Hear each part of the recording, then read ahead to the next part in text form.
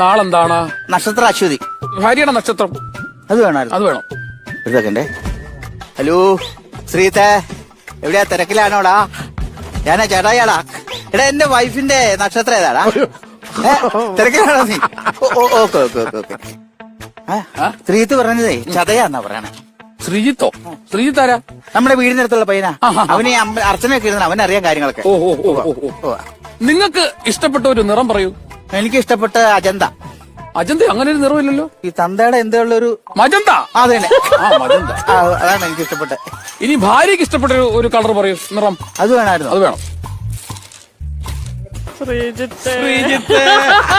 ശ്രീത്തെ, തിരക്കിലാണോ? സൂര്യടാ. അതെ, നീ switch off ചെയ്ത് വെക്കല്ലേ. ശരവർഷം പോലെ ചോദ്യങ്ങൾ വന്നുകൊണ്ടിരിക്കുക. അതെ, പുള്ളിക്കാരുടെ ഇഷ്ടപ്പെട്ട കളർ ഏതാന്ന്? ആണോ?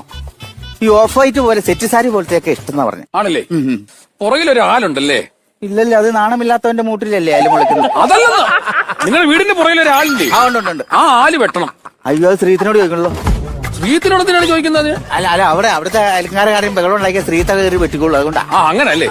അപ്പൊ അങ്ങനെയാണെങ്കിലേ ഈ ശ്രീജിത്തിന്റെ നാളെന്താണ്? ശ്രീത്തിന്റെ ആള് വേണോ? ശ്രീജിത്തിന്റെ നാളോട് പറ. ഹലോ, എടി ചേട്ടായ, സേവ് ചെയ്തില്ലായിരുന്നു നമ്പർ.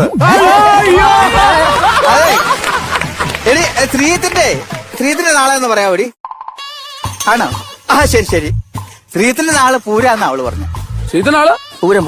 അപ്പൊ തൃശ്ശൂർ പൂരം.